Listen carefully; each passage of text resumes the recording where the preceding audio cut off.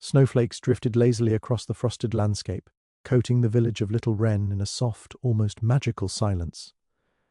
The quiet was shattered, however, when a scream pierced the evening air, startling even the village's night owls. At the heart of the commotion stood the old Ashcroft Cottage, a modest stone building whose windows gleamed with the flicker of candlelight.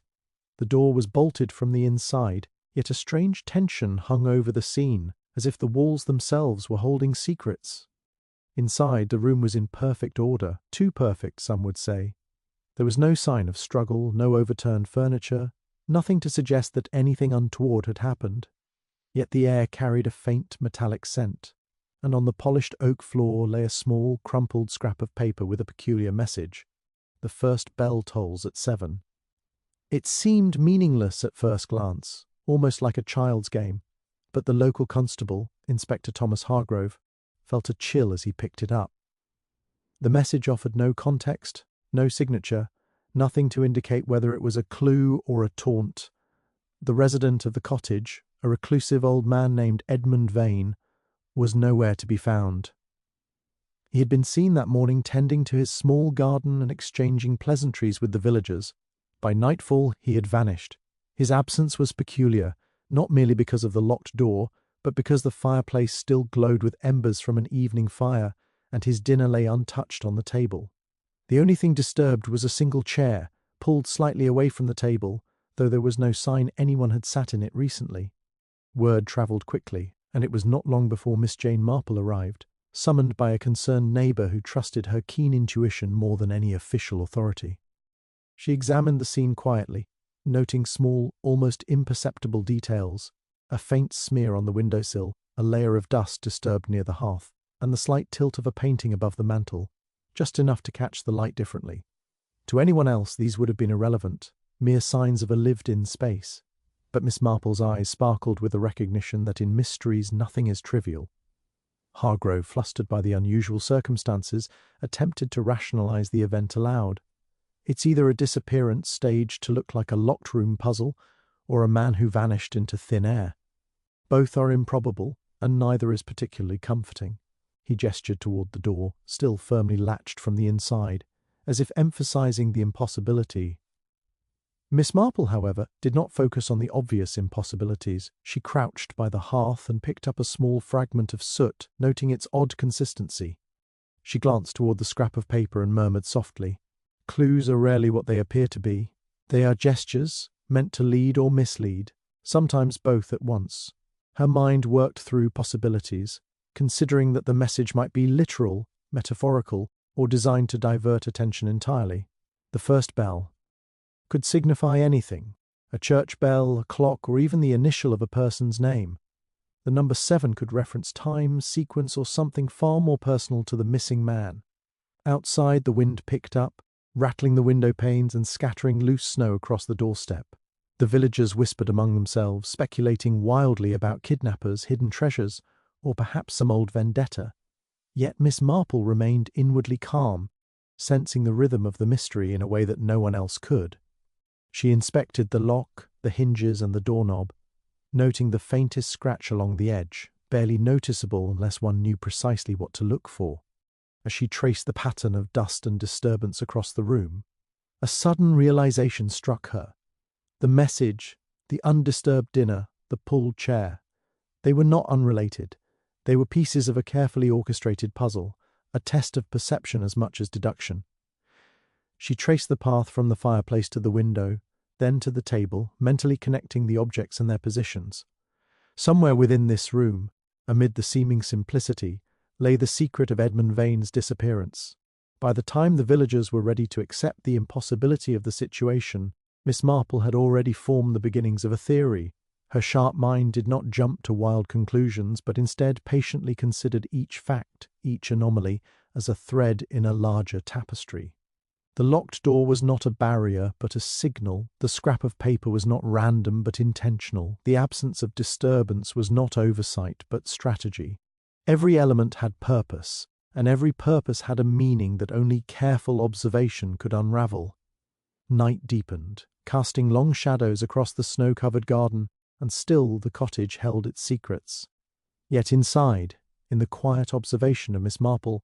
The seemingly unsolvable crime was slowly beginning to yield its story. Every clue, every detail, however minor or misleading, was a step toward understanding. The night was far from over, and the mystery of the locked cottage on Christmas Eve had only just begun to reveal the ingenuity hidden behind its calm, unassuming walls. The following morning dawned pale and grey, with clouds hanging low over the village, casting a subdued light across the snow-dusted rooftops. Miss Marple returned to Ashcroft Cottage, this time with the assurance of daylight to illuminate the subtleties that shadows might have concealed. Inspector Hargrove was already there, directing constables as they meticulously measured and catalogued the room, noting the precise placement of each object as though the order of spoons and chairs could reveal the truth. Miss Marple watched quietly from the doorway, her eyes soft but alert, taking in the minutiae that seemed invisible to everyone else. While Hargrove inspected the lock mechanism, muttering about the ingenuity required to vanish from a room sealed from the inside, Miss Marple's gaze settled on something far smaller, almost trivial, a tiny smear of red wax on the edge of the mantel, half hidden behind a decorative clock. It was faint, easily overlooked, but she recognized its significance immediately. Wax from sealing letters was not unusual in the home of a man like Edmund Vane, who prided himself on tradition. What was unusual was the placement. No letter had been set there recently, and the wax seemed to bear the impression of a ring, suggesting it had been deliberately applied to leave a trace. Miss Marple moved closer, crouching as her fingers hovered over the spot without touching it. She considered the possibilities: a careless servant, a playful visitor, or perhaps a staged clue meant to suggest carelessness. As she examined the smudge, Rove approached, holding a notebook in one hand and a magnifying glass in the other. "Miss Marple," he said briskly, "I fail to see the significance of that. We have more pressing matters. Questions for neighbours, tracing his last movements, notifying family." She looked up at him, her expression calm but firm. "Inspector, the small things often tell more than the obvious. Observe closely, and one finds intention in what appears accidental." Hargrove frowned, but allowed her to continue, watching as she moved to the side table near the window. There, partially hidden beneath a lace doily, lay a single silver cufflink. It was not part of Vane's usual attire, nor did it match anything else in the room. The cufflink bore an engraved crest, faint and worn with age, a mark that Miss Marple instantly recognized as belonging to a local family of minor gentry. Her eyes flicked to the window latch. A subtle scratch, similar to the one on the door, ran along the edge, almost imperceptible unless one knew to look. "See here," she murmured, drawing Hargrove's attention. "It is as though someone has entered or exited by manipulation of this window, yet the snow outside remains undisturbed. Either the perpetrator was incredibly careful, or the window was never the root at all." Hargrove's brows knitted together as he considered the possibilities, but Miss Marple's attention had already shifted again toward the hearth. The embers were cold now, but their pattern suggested something had been heated and removed, a small metal object perhaps, used to distract, deceive, or hide evidence. Miss Marple's thoughts were interrupted by the sudden arrival of a village neighbour, Mrs. Pembroke, whose face was flushed from the cold and nerves. She clutched a basket of eggs she had intended to deliver, but her expression betrayed anxiety far deeper than concern for errands. Miss Marple observed her closely, noting the faint tremor in her hands, the way she avoided eye contact, and the slightly forced cheer in her voice as she greeted the inspector. Did you see anything unusual last night?" Hargrove asked, pen poised. Mrs. Pembroke hesitated. I thought I saw someone near the hedge, but the snow was falling heavily. I couldn't be certain." Her eyes flickered toward the cottage door, then quickly away. Miss Marple's gaze lingered on that flicker, subtle, almost imperceptible, yet loaded with meaning. The instinctive gesture of a witness, revealing knowledge she might not yet trust herself to voice. "Perhaps," Miss Marple said gently, "the person you saw was not merely passing by. Sometimes the simplest details carry the most weight." She paused, letting the words sink in, then moved to the mantelpiece again, her fingers brushing lightly over the red wax smudge. She felt the ring's impression and considered the angle, the pressure, the direction. It spoke of deliberate action, perhaps a signal to someone outside or a misdirection intended for anyone who entered the room. Hargrove, increasingly aware that Miss Marple saw what he could not, shifted uneasily. He had trained in deduction and protocol, but he had not been taught to notice the subtleties of human behavior, the faint marks that spoke louder than footprints or fingerprints. "Miss Marple," he admitted cautiously, "you believe this? Wax and cufflink, these are part of a plan." She nodded, though her expression remained calm and unassuming. "Yes, but only the beginning. One sees signs of deception before the deception itself is fully visible. The trick is not to be hurried, but to follow each thread patiently." She allowed herself a small smile as she glanced once more at the locked door, the displaced chair, and the untouched dinner. Somewhere within these details lay the key to understanding what happened, and perhaps even where Edmund Vane had gone. As the morning light shifted across the room, casting long shadows that emphasized every indentation and every subtle smear, Miss Marple felt the first pulse of clarity. The puzzle was no longer entirely inscrutable. The layers of intention and misdirection were beginning to reveal their edges. Outside, the wind continued to whistle through the village streets, carrying with it the promise of revelations yet to come. And inside, the detective's keen eyes were ready to follow the trail wherever it might lead. The afternoon sun had barely climbed above the horizon when Miss Marple suggested to Inspector Hargrove that they speak to the villagers who had been near Ashcroft Cottage the previous evening. The snow, softened by morning light, still blanketed the streets, muffling footsteps and lending an air of stillness to the village. The constables fanned out, ushering witnesses to a temporary questioning area in the parish hall, but Miss Marple preferred to speak with each individual quietly, observing more than interrogating, letting them reveal themselves in their natural rhythm. The first to speak was Mr. Alcott, a retired schoolmaster who lived a few houses down. He arrived promptly, his coat dusted with snow, clasping his walking stick as though it were both a prop and a shield. "I heard the scream," he began, voice quivering slightly despite his usual composed demeanour. "But I thought it was a trick of the wind, or perhaps the chiming of the church bells. You see, they've been unreliable lately." His eyes darted toward the cottage, then back to Miss Marple, as though gauging her reaction. She noted the nervous flutter of his fingers and the way his gaze lingered on the scrap of paper she had identified earlier. It seemed innocuous, yet his attention to it suggested he recognized its meaning, or feared its con. Sequences. Next came young Thomas Bridger, a local grocer's son, whose eagerness to please was palpable. "I saw someone near the hedge," he insisted, voice rising, "but it was dark and I didn't get a good look. They moved fast, and then I thought they went into the garden shed, but maybe I imagined it." Miss Marple's eyes narrowed subtly. There was truth in his hesitation, but also embellishment, a desire to seem important, to be part of the narrative. She filed it away mentally, noting how easy it was to fabricate small details that seemed credible but were unverifiable. Mrs. Pembroke returned for a moment, claiming she had overlooked a detail in her earlier statement. "I did hear a second bell," she said softly, lowering her voice as though confessing a secret.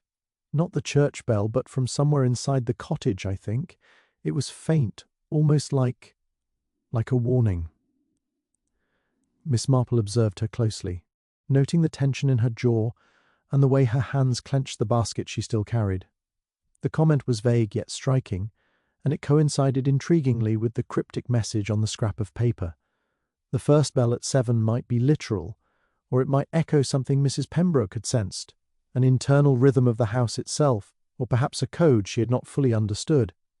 Then came the most reluctant witness, Mr. Sidney Farrow, a local tradesman with close ties to Edmund Vane. His face was carefully impassive, his tone clipped. "I didn't see anything," he said, almost too quickly. "I was at home tending to my ledger. That's all."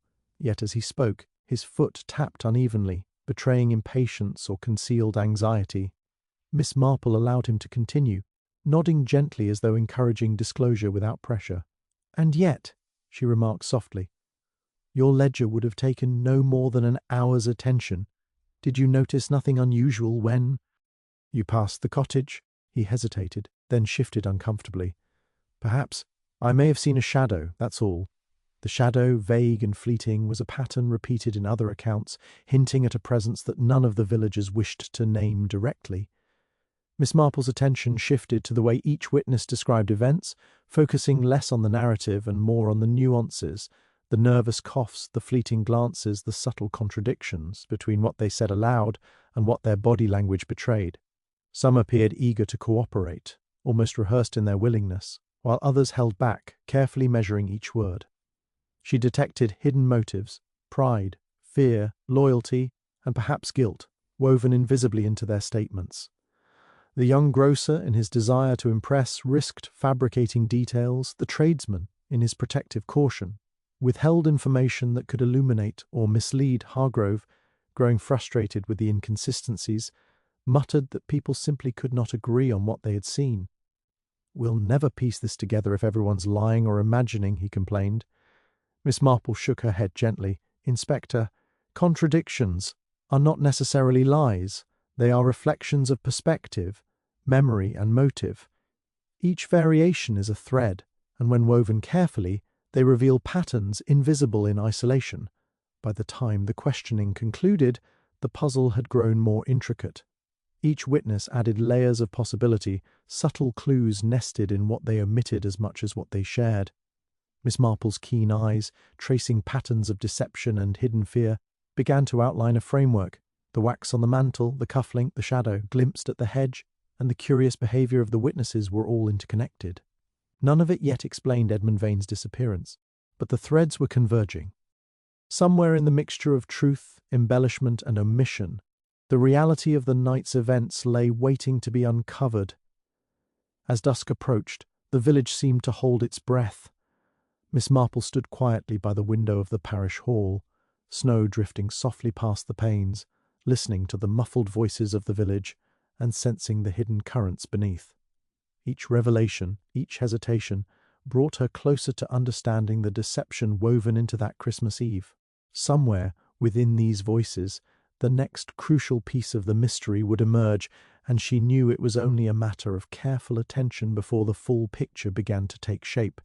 That afternoon, as the winter light began to fade into a muted grey, Miss Marple returned once more to Ashcroft Cottage, this time alone, accompanied only by the soft crunch of snow under her boots. The villagers' testimonies had left her with more questions than answers, yet within their inconsistencies she had discerned patterns invisible to Inspector Hargrove, slight exaggerations, subtle omissions, and the fleeting recognition of certain objects that seemed innocuous to everyone else. She approached the front door carefully, noting again the lock and the scratch along the frame, as if someone had taken care to simulate impossibility while leaving just enough evidence for a discerning eye. Inside, the room appeared unchanged, the embers in the hearth cold and grey, the untouched dinner still awaiting its absent guest. Yet Miss Marple's attention was drawn immediately to the little details she had already catalogued: the wax smudge on the mantel, the lone cufflink beneath the lace doily, and the subtle indentations on the floor suggesting a weight had been shifted. Each anomaly, trivial on its own, now formed a lattice of meaning. She crouched beside the hearth, tracing the faint soot trail with her finger, careful not to disturb it, and allowed her mind to wander along the chain of possibilities. Her thoughts were interrupted by a sound from the window, a soft, almost imperceptible scrape. Miss Marple's eyes flicked upward, noting a slight displacement in the snow just beyond the sill. It was not enough to suggest forced entry, yet the impression of a boot heel, lightly pressed, hinted at someone who had been meticulous in avoiding detection. She examined the latch, turning it gently in her hand, and realized it had been manipulated recently, but not in the way a simple intruder would have attempted. This was the work of someone familiar with the cottage, someone who knew the habits and rhythms of its occupant. As she studied the room, her gaze fell upon the scrap of paper once more.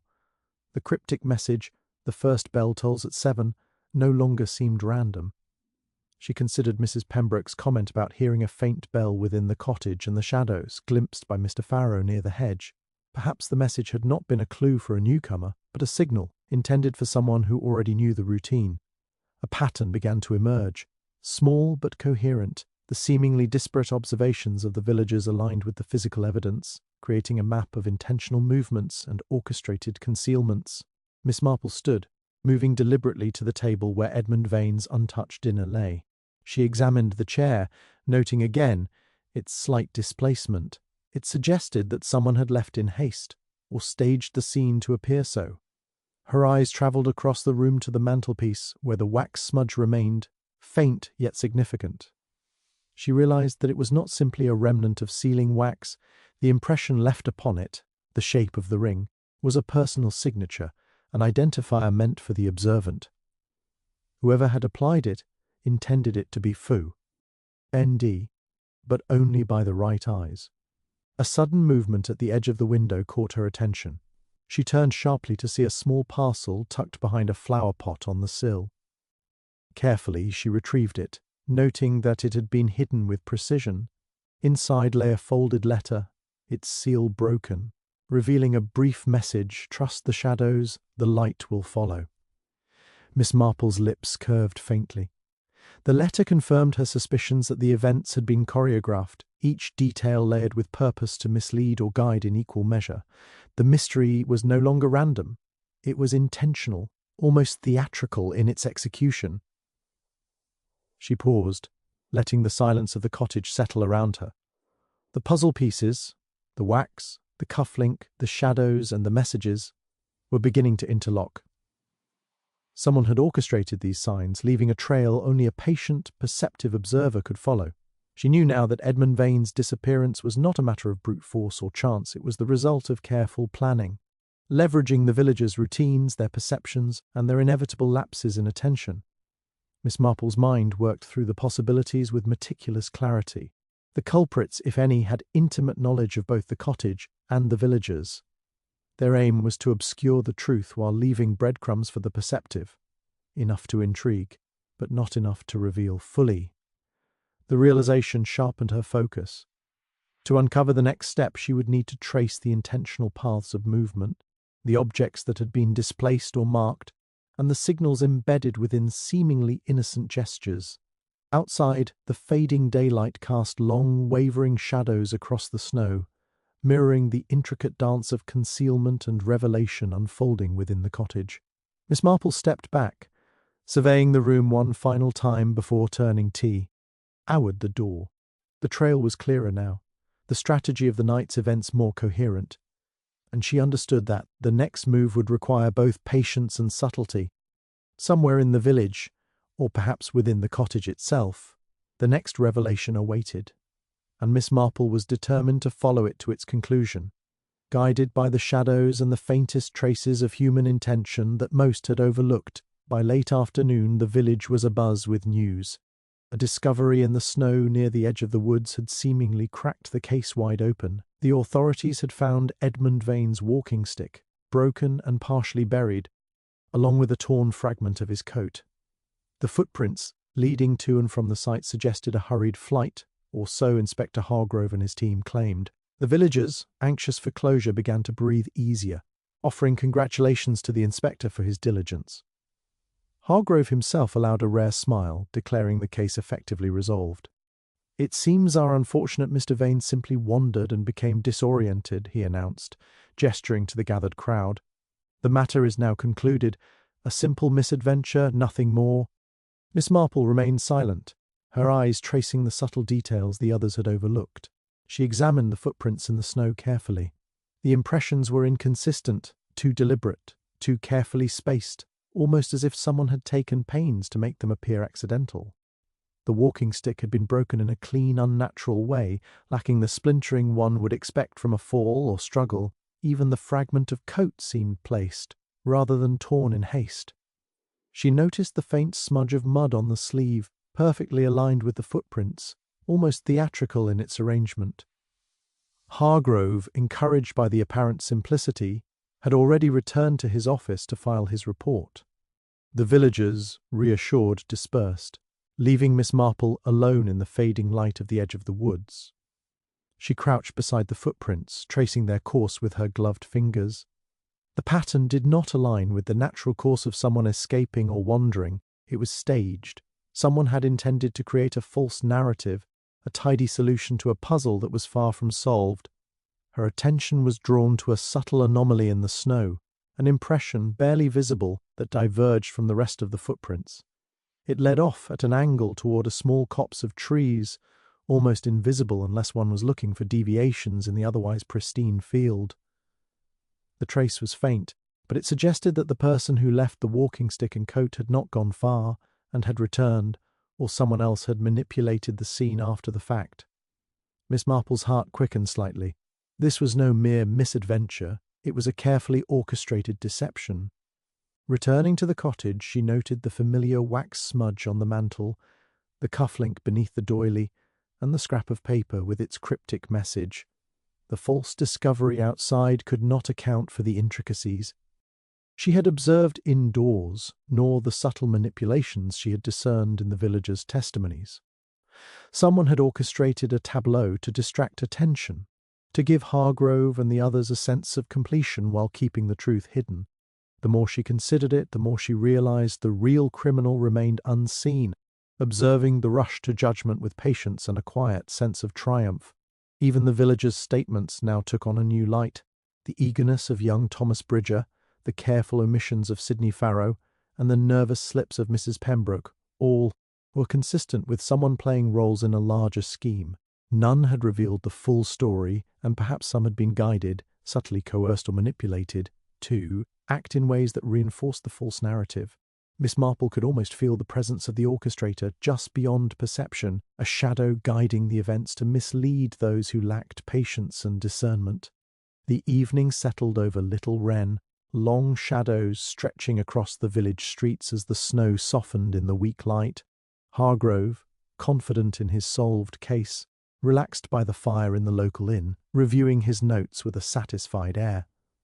Miss Marple, however, continued to ponder every detail, every subtle inconsistency, and every deliberate misdirection. She understood that the criminal's genius lay not in force or violence, but in control of perception. The false victory achieved outside was a mask, concealing careful planning and a knowledge of human tendencies. As she walked back to her temporary lodgings, Miss Marple's mind traced the sequences of movement, the placement of objects, and the signals embedded within the environment. She felt the rhythm of the deception, the way it had been constructed to lull others into a premature sense of closure. Somewhere in the village, or perhaps even within Ashcroft Cottage, the real perpetrator waited, poised to strike again or to withdraw completely until the moment was right. Miss Marple smiled faintly, a quiet determination settling over her. The case was far from over. The footprints in the snow, the manipulated scene, and the carefully planted false evidence were all warnings, not answers. The criminal had misjudged one thing, the patient, observant eye of a detective who noticed not only what was presented, but what had been deliberately hidden.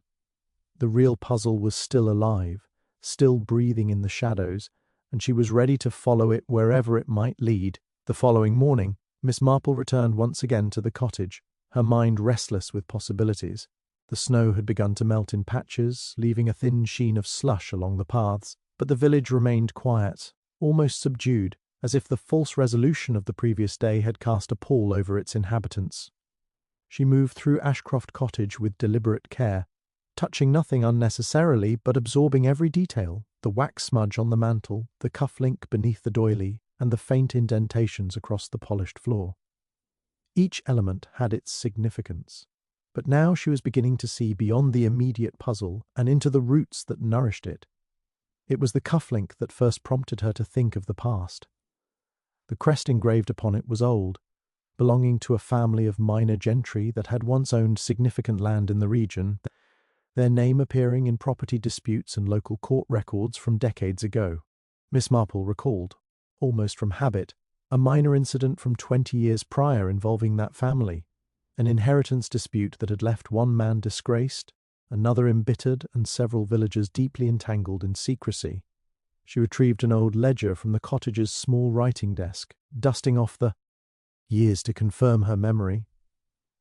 There, tucked between the pages, was a letter, yellowed with age, that referenced a meeting at Ashcroft Cottage long before Edmund Vane had lived there. The letter spoke of promises, rivalries, and debts unpaid, hinting at alliances that had been carefully hidden from public view. The realization struck her like a bell. The events of the present night were not isolated. Someone had carefully chosen Ashcroft Cottage not merely because of its resident, but because of its history, the memory embedded in its walls, and the old grievances that lingered still. Miss Marple understood that the criminal was exploiting not only the habits of the living, but also the shadows of the past. The stage had been set long before, the pieces arranged to evoke a story that only those with knowledge of history could decipher. Her thoughts turned to the villagers she had questioned. The nervous gestures of Mrs. Pembroke, the reluctant evasions of Sidney Farrow, even the eagerness of Thomas Bridger, all took on new meaning in light of this old connection. Mrs. Pembroke's family had once been creditors in the same dispute, her father involved in heated confrontations with members of the gentry.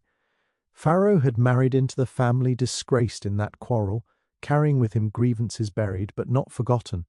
And Bridger's father had once been a servant to the estate, loyal to the wrong faction yet aware of secrets that were dangerous to reveal. The threads of history, intertwined with personal bias and fear, had quietly connected the villagers in ways invisible to anyone who only considered the surface. Miss Marple's keen eyes traced the wax smudge again, imagining the ring that had left its impression. Could it belong to one of the older families, the legacy of that past conflict? The thought gained weight as she compared the wax with the old ledger's letters. The air were signs of repeated markings, of individuals who had used small gestures to communicate messages clandestinely. Whoever orchestrated last night's events was not improvising. They were following a script informed by history, by grudges long hidden, and by knowledge of human behavior accrued over decades. The discovery of this connection reshaped her understanding of the false breakthrough outside. The walking stick, the fragment of coat, the staged footprints, they were all distractions, yes, but now also symbols deliberately chosen to resonate with the memories of those involved.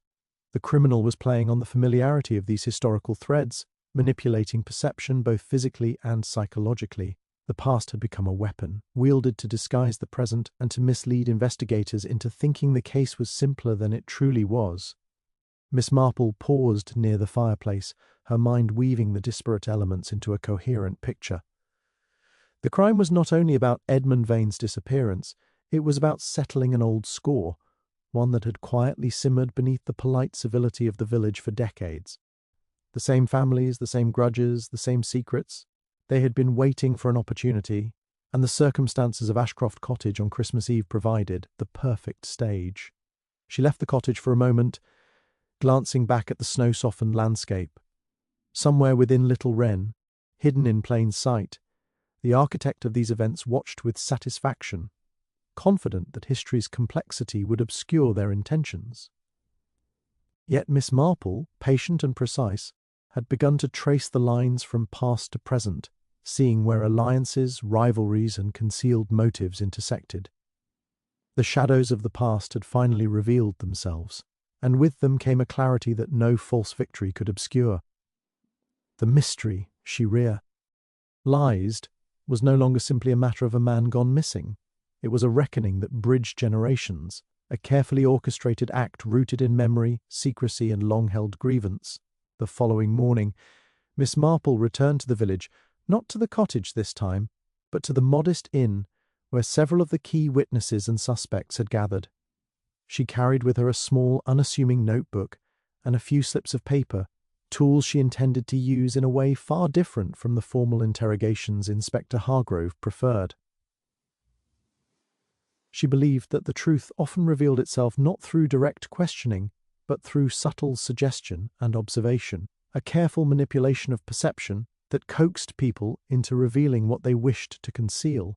She invited Mr. Sidney Farrow to sit with her first, under the pretense of reviewing local records that might clarify the events of the previous night. "You see, Mr. Farrow," she began casually, "I've been thinking about the walking stick and coat fragment found in the snow. It's curious how one can misread the significance of a thing so easily, isn't it?" Farrow shifted in his seat, his hands tightening around his hat. The statement seemed innocuous, but Miss Marple's intent was precise, to observe how he reacted to the suggestion that the scene outside had been staged. For a moment he remained silent, feigning composure. Then, almost imperceptibly, his eyes flickered toward the window, and he took a shallow breath. "Well, perhaps someone might have moved things," he said cautiously, hedging his words. Miss Marple allowed herself a faint smile, The crack had appeared not in his outright confession, but in his careful, reluctant admission that the scene could have been manipulated. She filed it in her mind, noting that pressure need not be forceful to produce results. Subtle suggestion often coaxed the truth, more effectively than direct accusation. Next, she invited Mrs. Pembroke, carrying a small bundle of handwritten notes, and asked her opinion on the cryptic message found in the cottage. The first bell tolls at 7. Miss Marple presented it not as a clue to solve the mystery, but as a curious artifact from the past, unrelated to the disappearance itself. "I find it fascinating," she said lightly, "how people sometimes leave messages that seem nonsensical, yet reveal much about character and intent." Mrs. Pembroke's hand trembled slightly as she reached for the slip, and her eyes widened in recognition. She had known the meaning, or at least suspected it, but the casual framing of Miss Marple's words made her believe she was simply reminiscing, rather than confessing. She might have been signalling someone," Mrs. Pembroke stammered, her voice barely above a whisper. "I didn't think it was important. I thought it was only a game between friends." The sudden, unguarded response drew Miss Marple's attention immediately. The slip of self-consciousness, the accidental admission, was precisely the type of psychological crack she sought. By presenting the clue as trivial rather than consequential, she had bypassed the protective instincts of secrecy and pride, allowing the truth to emerge without overt coercion. Finally, she turned her attention to young Thomas Bridger. She suggested they play a simple exercise. Ostensibly to clarify timelines, she asked him to draw the path he had seen near the hedge during the previous night's snowfall. Bridger, eager to assist, complied eagerly, sketching a series of loops and turns. Miss Marple studied the lines carefully, noting deviations from natural movement and the way certain loops seemed exaggerated. "Interesting," she murmured, "how our memories can embellish what we've witnessed. Sometimes, though, the exaggerations reveal more than the facts themselves." Bridger looked up, puzzled by her remark, but his gaze lingered on the drawing. In his desire to make sense of the puzzle, he revealed more about what he thought he had seen than about the reality of the events, including a detail about a shadow near the window that he had not mentioned before. By the time she concluded her unconventional inquiry, Miss Marple had gleaned far more than any direct questioning could have produced. Each subtle psychological maneuver, the casual suggestion to Farrow, the framing of the cryptic message to Mrs. Pembroke, the drawing exercise with Bridger, had exposed hidden truths, revealing cracks in the facades the suspects maintained. These cracks, minor though they seemed, formed a lattice of connections, exposing the careful orchestration behind the cottage's mystery. Miss Marple leaned back in her chair, letting the soft glow of the fire illuminate her contemplative expression. The pieces of the puzzle were beginning to fit with increasing clarity. The manipulation of perception, the staged evidence, the faint traces of history's grudges, all of it pointed to someone deeply familiar with the village, patient and cunning enough to control the narrative from the shadows. The subtle reactions she had observed today confirmed that the criminal was close at hand, hiding behind the veneer of normalcy, waiting for the right moment to act again. And Miss Marple, with her quiet attentiveness and keen insight, was now closer than ever to uncovering the truth. By the following morning, a sense of anticipation hung over Little Wren. Miss Marple had spent the night reviewing her notes, mentally tracing the subtle patterns she had observed among the villagers and the carefully orchestrated deceptions at Ashcroft Cottage. She knew that the clues were beginning to converge, that a critical piece of the puzzle was within each. But as she arrived at the cottage, the first hint that something was amiss struck her immediately. The lace doily beneath which she had discovered the cufflink the day before had been removed. Her brow furrowed as she approached the table. The cufflink itself was gone, vanished without a trace. A faint, smudged fingerprint marked the corner of the tablecloth, almost imperceptible unless one was searching for signs of tampering. Miss Marple's mind raced. Whoever had taken the cufflink knew its significance, understood that it could link the events to the historical grudges she had begun to uncover, and had acted swiftly to erase it before it could serve as evidence. She called Inspector Hargrove, who arrived with a small team of constables, but even as he entered the room, his usual confidence faltered. "Miss Marple, are you sure?" he asked, staring at the bare table. "It was here only last evening." The inspector examined the hearth, the floor, the mantel, But the cufflink, once so innocuous in its concealment, had disappeared completely, as though it had never existed. Miss Marple, however, was not deterred. She crouched and examined the faint smudge on the doily, tracing it carefully with her gloved fingers. It revealed the angle and pressure of the removal, the deliberate care with which someone had taken it. Whoever had acted was confident, experienced in manipulating evidence, and aware of the detective's scrutiny. It was a brazen move, intended to mislead and intimidate simultaneously. Her mind immediately returned to the villagers. Who among them had the motive, the opportunity and the awareness to remove the cufflink without leaving obvious traces? Thomas Bridger had been overly eager to participate in her exercises, perhaps to distract from what he knew.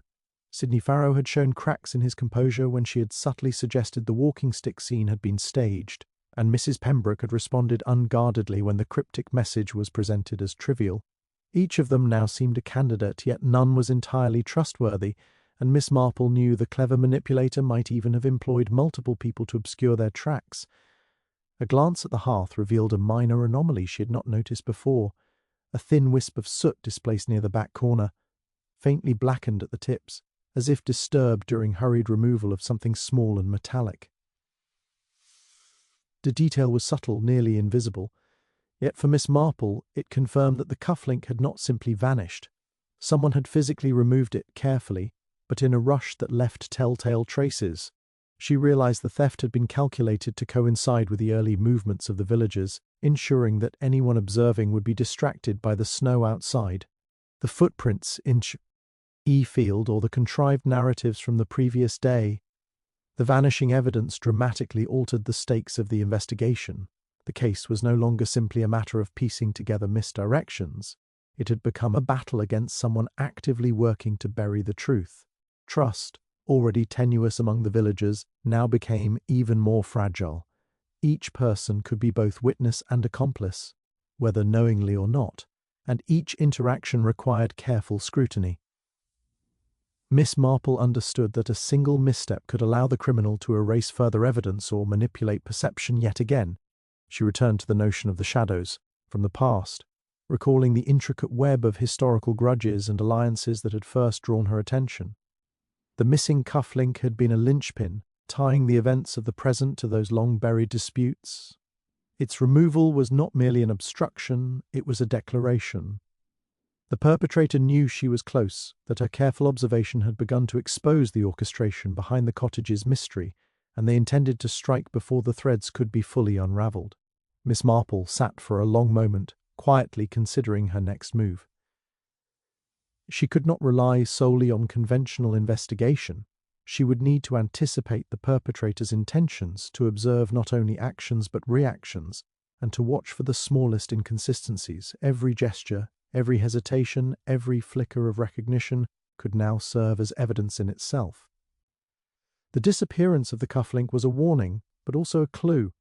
The perpetrator's confidence had inadvertently exposed a method, revealing a meticulous and controlling mind that believed it could outwit everyone. As dusk fell over Little Wren, casting long shadows across the village streets, Miss Marple's resolve strengthened. The investigation had taken a perilous turn, but she was ready. The vanishing of the evidence was no defeat. It was an invitation to look closer, think deeper, and follow the subtle signals that the criminal in their overconfidence had left behind. The game was intensifying, and she knew that patience, observation, and insight would be the key to uncovering the truth before the manipulator could strike again.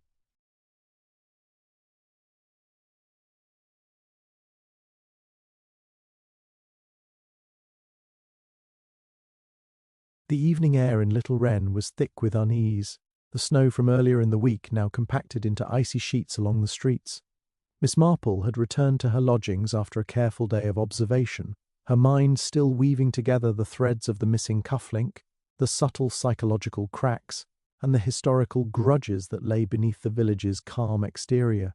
She had barely finished arranging her notes when a frantic knock rattled her door. It was young Thomas Bridger, his face pale and eyes wide with alarm. "Miss Marple, something's happened. At the Ashcroft cottage," he gasped, struggling for breath. I I went back to check the hedge where I thought I saw the shadow, and the back door is open. The windows, they're all smashed." Miss Marple's heart quickened, not from surprise, but from recognition of the pattern. The criminal was no longer content to manipulate evidence from the shadows. They were escalating, creating panic and disorder to distract, intimidate, and buy themselves time. She gathered her coat and gloves swiftly and followed Bridger through the icy streets, noting with keen eyes the absence of any footprints beyond the cottage threshold, a subtle but telling detail. Whoever had done this had moved with deliberate care, erasing evidence while leaving the chaos to mislead others. The scene inside Ashcroft Cottage was worse than she had imagined.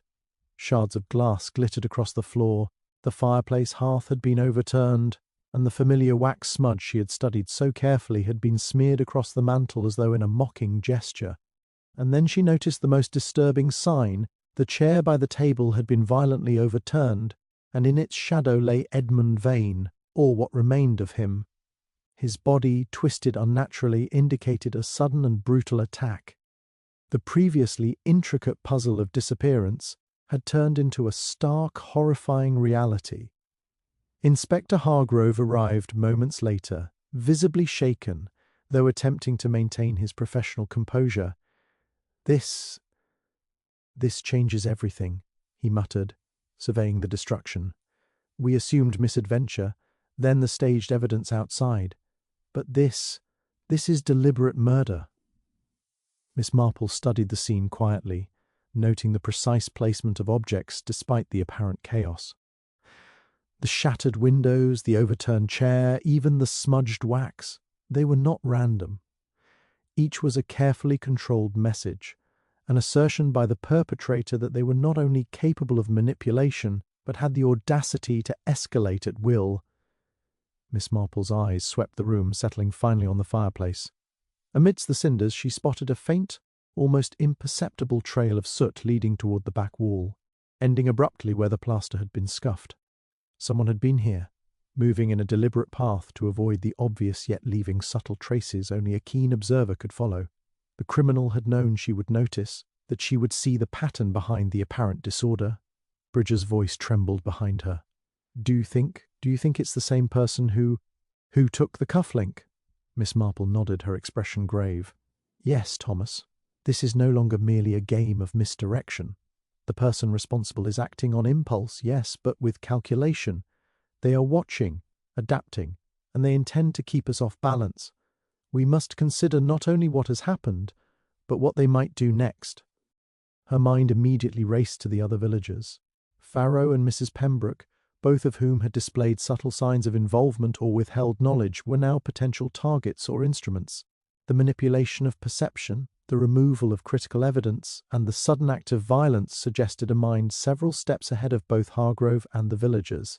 Miss Marple realized that any further misjudgment, any assumption that the threat had been contained, could result in another tragedy. She knelt beside the broken table, scanning the floor, and noticed a fragment of paper partially hidden under the overturned chair. Carefully she retrieved it, another message, hastily scrawled but deliberate, reading simply, "Observe too late, and all is lost." The words, stark and menacing, confirmed what she had feared. The perpetrator was daring, confident, and far from caught. As the night deepened over Little Wren, casting long shadows across the snow outside, Miss Marple rose, her eyes sharp and unwavering. The investigation had shifted from solving a disappearance to preventing further violence. The stakes elevated with every passing moment. The criminal was still several steps ahead, orchestrating chaos from the shadows, testing patience and perception alike. But Miss Marple, patient and meticulous, now had a clearer understanding of their methods, their patterns, and their intent. She knew that the next move would be crucial, not only in uncovering the perpetrator's identity, but in anticipating their actions before another life could be claimed. The mystery of Ashcroft Cottage had evolved from an unsolvable puzzle into a deadly game, and the detective understood that every shadow, every subtle clue, and every observation could mean the difference between justice and disaster. The true test had begun, and she was ready to follow the threads wherever they might lead. The following morning, the village of Little Wren lay in an uneasy stillness. The snow had hardened overnight, glittering faintly under a weak winter sun, but the air was heavy with apprehension. Miss Marple returned to Ashcroft Cottage, her mind focused and alert, retracing every observation she had made in the previous days. The chaos of the second violent attack had left a trail of psychological and physical clues that the authorities had largely overlooked.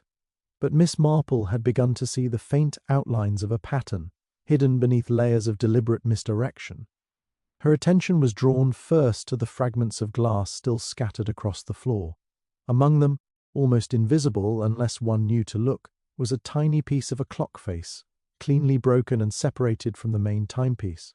She crouched and held it to the light, examining the slight scratches that suggested it had been pried deliberately before the window was smashed. It was not the act of rage or random vandalism. It was a signal, a subtle mark indicating a precise moment or action, a deliberate choice that had meaning only for someone aware of the arrangement. Miss Marple's thoughts immediately returned to the wax smudge she had noticed on the mantel, the cufflink that had vanished, and the cryptic scrap of paper with its references to bells and timings. Each of these had seemed at first to be small or trivial, but now she realized they were components of a larger design. The pieces were not isolated, they were connected by a common thread, attention to minute detail, and the manipulation of perception. Each random act was an element of communication, a means to control the narrative and mislead those who were not looking closely. She recalled Thomas Bridges' drawing of the hedge path, noting how he had unconsciously exaggerated certain loops and angles. At the time, it seemed like a outhful error, an embellishment in memory. But now, the exaggerations matched perfectly with the positioning of objects in the cottage, the overturned chair, the broken hearth tools, the displaced papers. The pattern of movement was mirrored in the seemingly random actions of those involved, revealing that the perpetrator had choreographed every detail with precision, anticipating the observations and reactions of the villagers and investigators alike. Then her gaze fell on a minor, previously overlooked detail, the small bell in the corner of the room, part of a decorative arrangement that Vane had owned for years. The bell was slightly askew, leaning in a way that suggested it had been handled recently. Miss Marple picked it up carefully and shook it lightly. The sound was faint but distinct. The cryptic message about the first bell at 7 suddenly took on new significance, not as a random riddle, but as a reference to the timing of actions within the cottage. Someone had moved, removed, or placed objects according to a clockwork schedule, using the bells and their own manipulations as signals to orchestrate events. Her mind retraced the interactions of the villagers, connecting the subtle clues: Mrs. Pembroke's fleeting acknowledgement of the hidden message, Farrow's discomfort when the walking stick and coat fragment were discussed, and Bridges' unwitting exaggeration in his sketch. Each individual had played a role, whether intentionally or as a pawn, in the careful execution of a plan that relied on psychology, timing, and the predictable lapses of attention. Even the stolen cufflink now made sense. Not merely an object of value, but a key to the historical connection she had uncovered, removed at a moment calculated to confuse and delay the investigation. As the morning light shifted through the frost-lined windows, Miss Marple allowed herself a small satis, i.e. smile. The chaos, the destruction, and the apparent randomness were no longer bewildering. They were part of a deliberate design. The villain's method was clear: manipulate perception, stage evidence, exploit history and human behavior, and remain several steps ahead. Yet the very precision that made the crimes seem inexplicable also revealed the mind behind them. Every misdirection, every subtle signal, and every overlooked object now pointed toward a coherent pattern that could be traced, understood, and ultimately anticipated. Miss Marple stood, surveying the room one final time, her eyes sharp and unflinching. The key had been in plain sight all along, the interplay of small, seemingly insignificant details, overlooked by those too hasty or inattentive to notice them. The pattern was no longer invisible. It had emerged fully, offering a map of the perpetrator's methods, intentions, and likely next moves. With patience, careful observation, and insight, she now had the means to untangle the web of deception and confront the criminal before further chaos could unfold. The puzzle, once inscrutable, was finally beginning to reveal its solution.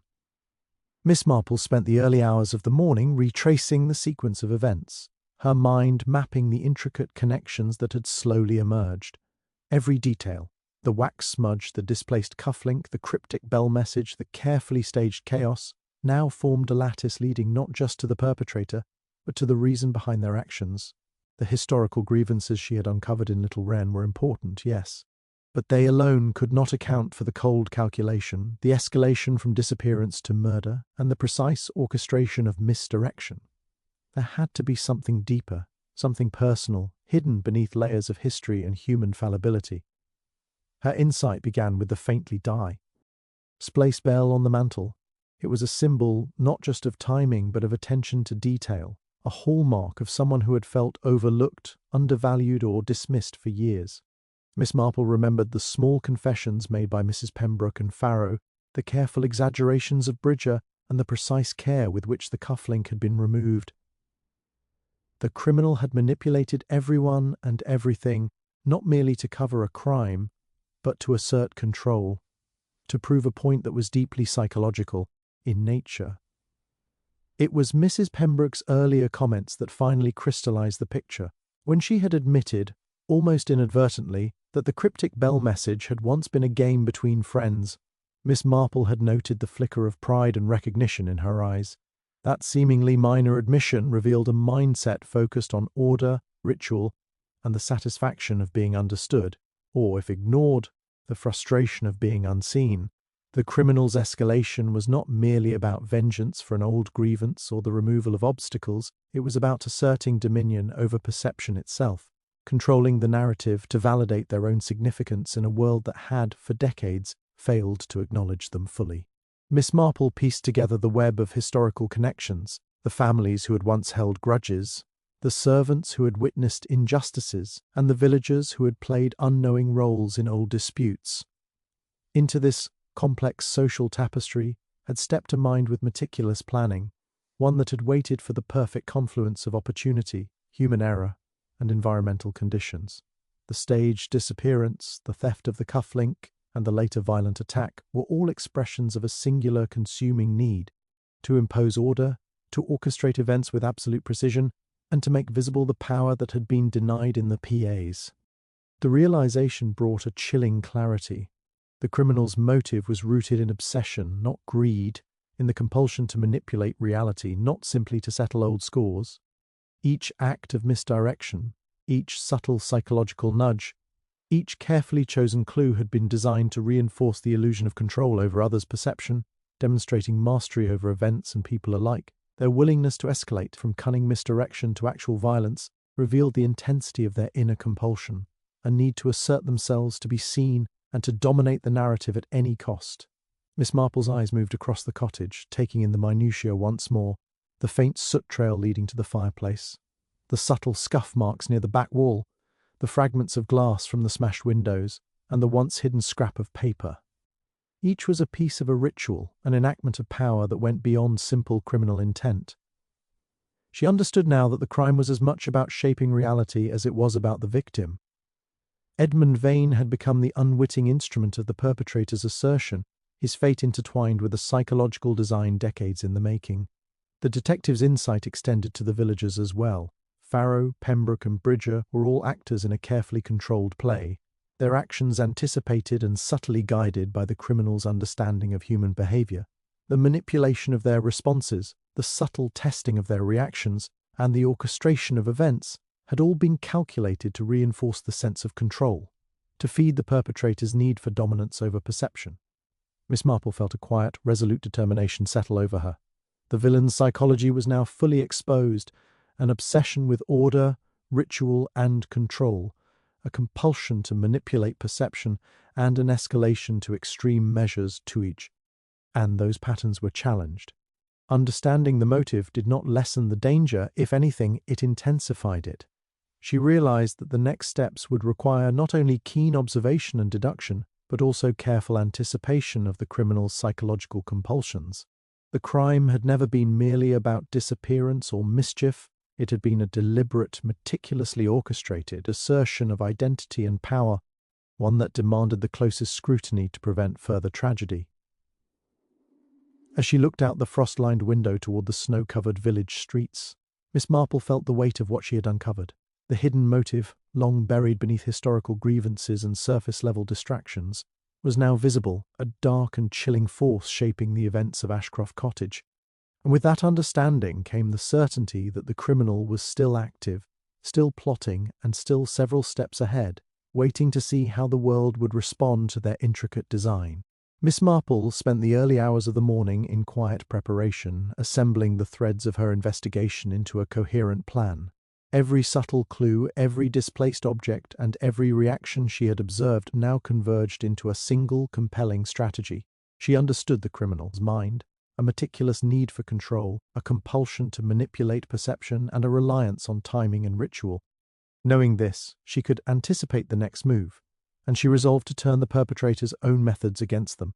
By late morning, she had gathered the key villagers under the pretense of a meeting to review events and clarify testimony.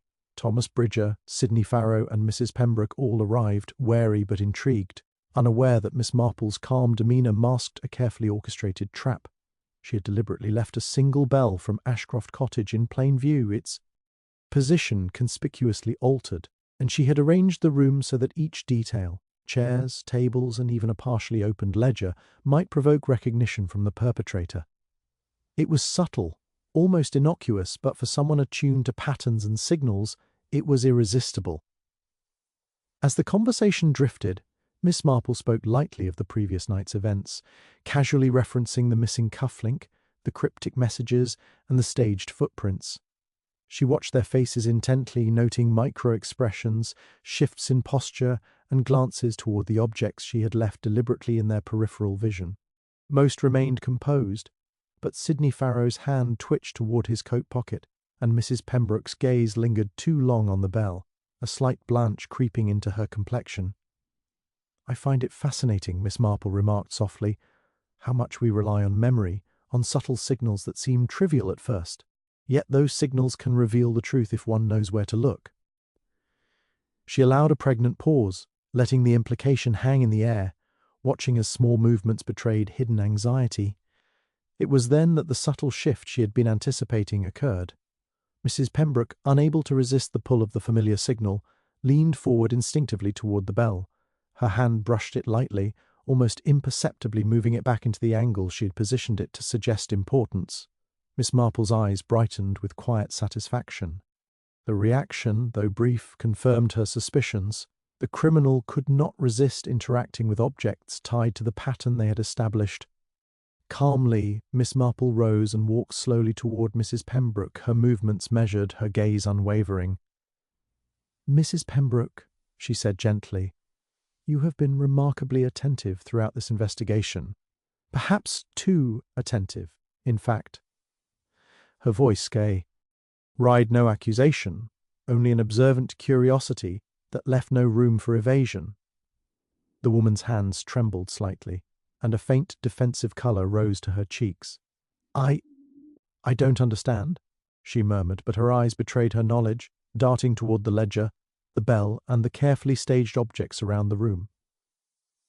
Miss Marple continued to advance slowly, each step deliberate, allowing tension to build without a single word more than necessary. Finally, in a voice barely above a whisper, Mrs. Pembroke faltered. It was meant to show them, to show everyone, that I mattered."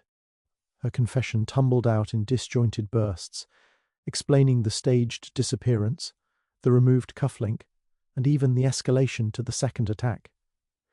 She admitted to orchestrating the events, not out of malice alone, but from a deeply rooted need to assert significance, to be recognized and feared in a village that had long overlooked her subtle influence.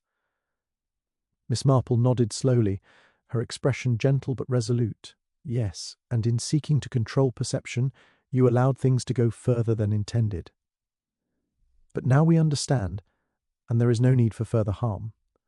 The inspector and constables, previously silent observers, moved swiftly to secure the situation, ensuring that no further impulsive acts could occur. The tension in the room dissipated gradually as the confession settled among the villagers. The orchestrated chaos, the subtle psychological manipulations, and the historical entanglements had all been laid bare. Miss Marple remained composed throughout, her patience and observation having guided the investigation to its inevitable resolution. The pieces had fallen into place, the pattern revealed, and the criminal, once several steps ahead, had been drawn into the open by the very logic of their own methods. As the village exhaled collectively, relieved yet shaken, Miss Marple allowed herself a small, reflective smile. The mystery of Ashcroft Cottage was finally resolved, the hidden motives exposed, and the intricate web of deception unravelled. In the quiet aftermath, she understood fully that the resolution had been possible only through careful observation, patience, and the subtle art of letting the criminal reveal themselves by their own compulsions. The puzzle was complete, every shadow traced, every detail accounted for, and justice quietly restored. The village of Little Wren had begun to breathe easier, the immediate threat contained and the confession of Mrs. Pembroke seeming to close the case. Snow glistened faintly under the winter sun, and the warmth of the inn offered a fragile sense of comfort. Miss Marple, however, remained unsettled. Despite the confession, certain inconsistencies gnawed at her, tiny irregularities that, while easily overlooked by others, suggested that the surface resolution might not reflect the entire truth. She returned once more to Ashcroft Cottage, this time alone, moving through the rooms with meticulous care. The overturned chair had been righted, the shards of glass cleared, yet subtle signs remained. The soot trail near the back wall, the faint scuff marks beneath the desk, and the uneven placement of the ledger. One detail in particular caught her attention: a small scrap of paper, folded neatly, tucked beneath a floorboard near the fireplace. She picked it up carefully. The handwriting was unfamiliar, not Mrs. Pembroke's neat, deliberate script, but sharper, more precise, almost impatient. The message was brief, almost cryptic: "Not all is revealed. Watch the snow at midnight." Her pulse quickened. Mrs. Pembroke had been the visible manipulator, the orchestrator of the chaos, but this new clue suggested a secondary, hidden influence.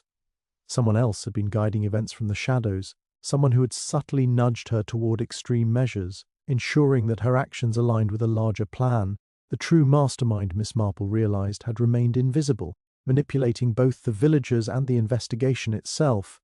Returning to the inn, she watched the villagers gather in cautious conversation, their faces reflecting relief tempered by lingering fear. Hargrove assumed the case was concluded, filing final reports with the same confidence he had shown when the cufflink first disappeared. Miss Marple observed quietly, her eyes catching nuances that others would dismiss. A hesitant glance from Thomas Bridger toward the ledger she had repositioned, a barely perceptible tremor in Farrow's fingers as he absent-mindedly toyed with a small silver chain. She called them together under a pretense of discussing the confirmation of Mrs. Pembroke's confession, letting her tone remain light, conversational, almost indifferent. "It seems," she said, "that many of us have acted under impressions, guided perhaps by memories, hints, and suggestions we scarcely realized. And yet, sometimes even the most careful orchestration contains surprises." Her gaze lingered briefly on Farrow, who shifted uncomfortably, and then on Bridger, whose eyes widened subtly. Carefully, she unfolded the scrap of paper and let it fall onto the table. The message was brief, yet heavy with implication. "Observe the snow at midnight," she repeated softly, watching the reactions of the assembled villagers. Farrow's hand clenched at his side, and Bridger's lip quivered ever so slightly. The words, seemingly innocuous, had revealed their significance through the very manner in which they elicited an involuntary response. Miss Marple's instincts, honed over years of subtle observation, told her that this was the signal of the hidden manipulator, someone who had orchestrated events beyond even Mrs. Pembroke's awareness. She allowed a pause, letting the tension settle like a fine mist over the room. "It appears," she continued, "that our investigation has uncovered one layer, but not all layers. There is one who watched, guided, and ensured the choreography of events remaining unseen until now." The villagers exchanged nervous glances, realizing that the apparent resolution had been only part of the picture.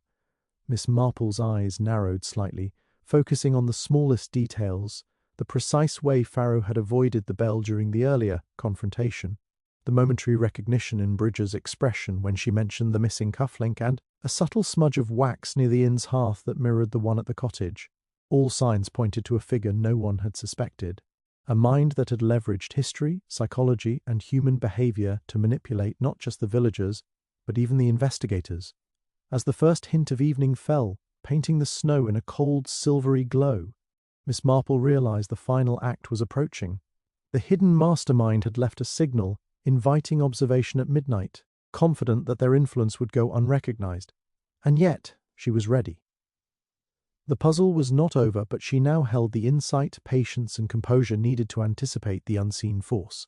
The last twist, she knew, would test the full measure of her deductive skill, and she welcomed it, aware that the true resolution of Ashcroft Cottage's mystery was still unfolding, and that the genius of the villain had yet to meet the keen eye that would finally bring it to light.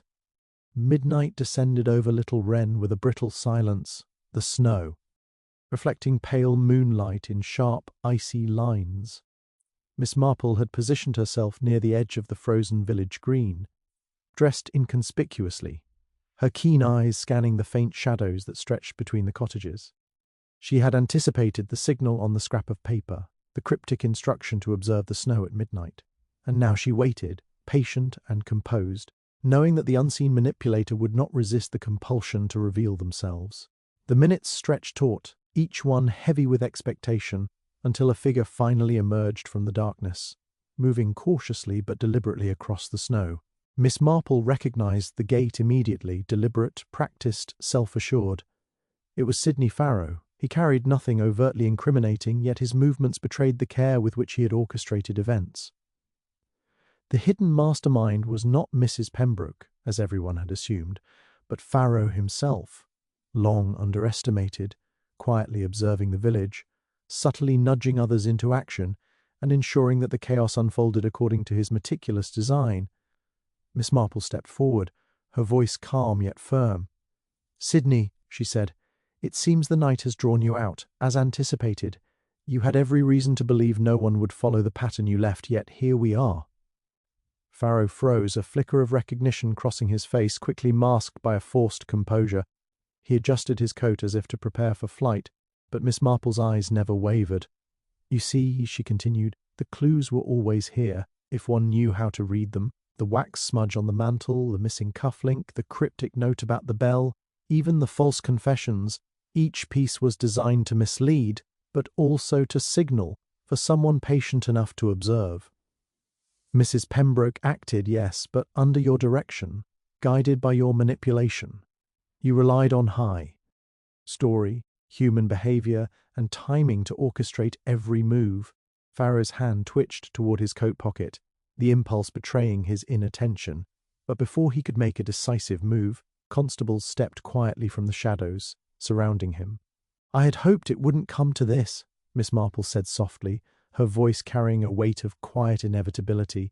"But your careful orchestration, while impressive, was not enough to conceal the human tendencies you relied upon. Everyone leaves a trace, Sidney. Even the most meticulous of plans carries hints for those who know where to look." The confession came not immediately, but as a slow acknowledgement, Farrow's composure cracking under the weight of accumulated evidence. He admitted to orchestrating the disappearance and the violent attack, revealing that his motives were more than mere revenge or financial gain. He had felt invisible, dismissed by the village, and sought not only to control perception but to impose his significance on the narrative of Ashcroft Cottage. By manipulating Mrs. Pembroke and leveraging the village's history, he had created a complex web that he believed would leave him unchallenged. Miss Marple listened intently, then gently gestured toward the snow-covered green. "Your timing, your signals, and your manipulation of perception were all deliberate. Yet in orchestrating the visible chaos, you left a trail for those who understand observation, subtlety, and human behavior. It was these small, seemingly insignificant details, the glance, the gesture, the reaction, that revealed the truth." As the constables led Farrow away, the tension in the village slowly eased, yet a subtle unease lingered. The snow glimmered coldly under the moonlight, and the memory of the staged chaos, the vanished cufflink, and the cryptic notes left a trace of lingering dread. Justice had been served, the true mastermind apprehended, but Miss Marple knew the echoes of such intricate manipulation could never fully vanish. The village would carry the memory of this night for years, a reminder that appearances could deceive, and that even the most meticulous control could be undone by observation and patience. Returning to Ashcroft Cottage one final time, Miss Marple surveyed the scene with her characteristic attentiveness. She recounted the hidden signals for herself, the wax smudge that indicated handling, the cufflink that connected present crime to historical grudges, the bell as a signal of timing, and the subtle psychological cues that had exposed the mastermind. Every detail, once overlooked by others, had been a key, proving once again that careful observation and the patience to notice the unnoticed were the tools that ensured the truth prevailed. As she stepped back into the crisp winter night, Miss Marple allowed herself a faint, reflective smile. Justice had been achieved, yet the complexity of human motives, the depths of psychological manipulation, and the fragility of trust left an indelible impression. In Little Wren, peace had returned, for now, but the story of Ashcroft Cottage would linger, a testament to the subtle genius of both criminal design and the quiet brilliance required to unravel it. The first pale light of dawn spilled over Little Wren, painting the snow-covered village in muted shades of silver and gold. Ashcroft Cottage, once a scene of chaos and fear, now sat in quiet repose, its windows reflecting the soft glow of morning. Miss Marple walked slowly along the frozen path, her eyes scanning the landscape with the same careful attentiveness that had guided her through the entire investigation. The village seemed peaceful, almost oblivious to the intricate web of deception and psychological manipulation that had played out within its boundaries, but she knew better. As she passed the inn, the faint echo of last night's events lingered in her mind. Sidney Farrow was in custody, Mrs. Pembroke's complicity revealed, and the clues, the cufflink, the wax smudge, the cryptic notes, had all been accounted for. Yet, despite the resolution, an inexplicable unease remained. A small detail, almost imperceptible, tugged at her attention, a faint set of footprints leading away from the village green, partially covered by the drifting snow, but not originating from the cottage or the inn. They were too deliberate to belong to a stray observer, and too light to have been made by Farrow, or any of the villagers she had scrutinized so closely. Miss Marple paused, leaning on her walking stick, and considered the pattern. The prints were oddly spaced, almost rhythmic, as if the person had walked deliberately to leave them, or to suggest they had been there. Her mind traced back through every step of the investigation, every subtle psychological nudge, every manipulated detail. Could it be that another mind, equally patient and cunning, had been observing Farrow's orchestration, waiting for the right moment to intervene or test the village's resilience? It was a tantalizing thought, one that refused to settle neatly into the tidy resolution the authorities celebrated. She continued along the edge of the village green, noting the broken branches and faint disturbances in the snow near the hedge where Thomas Bridger had first glimpsed a shadow. Something about the placement still felt deliberate, as though a message had been left in plain sight. Intended for someone who knew how to read the signs. Her gaze returned to the cottage in the distance, its silhouette etched against the morning sky. The calm exterior belied the intense human drama that had unfolded within. Even now, Miss Marple knew a careful observer could glean insights, subtle hints, or hidden motives that others would never notice. A sudden draught carried with it a whisper of movement from the trees bordering the village. She paused, head tilted, sensing rather than seeing the subtle shift in the wind. No one was there, yet the awareness of another presence, or perhaps the suggestion of one, stirred in her mind. It was a reminder that mysteries never truly end. Human motives, grudges, obsessions, and clever manipulations have a way of persisting, hiding beneath layers of civility and snow, waiting for the precise alignment of opportunity and observation to surface again. Miss Marple let her eyes drift to the small scrap of paper she still carried from the previous night, the note instructing observers to watch the snow at midnight. The meaning had been fulfilled, the signal interpreted, but its very existence hinted at a mind that delighted in subtle communication, a mind perhaps not yet fully satisfied with the conclusion reached. She carefully folded it, tucking it into her pocket, acknowledging silently that even resolved cases often left lingering shadows, echoes that could resurface when least expected. As she made her way back toward the main street, villagers beginning to stir in the crisp morning, Miss Marple's steps were measured, reflective. The puzzle of Ashcroft Cottage had been unravelled, the criminal exposed, and the intricate orchestration laid bare. Yet, in her mind, the story was not truly complete. There were questions that demanded attention, threads that seemed faint but persistent, and the subtle awareness that human nature was endlessly capable of complicating even the clearest resolution. Reaching the edge of the village, Miss Marple paused one final time, glancing back toward the cottage. The snow shimmered in soft sunlight, covering footprints and hiding secrets alike. A small, almost imperceptible curl of smoke rose from the chimney, suggesting that life continued, that routines persisted, yet the memory of calculated deception and hidden motives lingered. She allowed herself a faint, knowing smile. Mysteries, she reflected, rarely end neatly. They evolve, shifting with perception and circumstance, always waiting for a mind attentive enough to notice. With that thought, Miss Marple turned and walked toward the horizon, her silhouette merging with the crisp winter light. The case of Ashcroft Cottage had reached a conclusion, yet she carried with her the subtle awareness that another puzzle, perhaps even more intricate, might already be unfolding beyond the edges of the village, waiting patiently for her keen eye to discover it.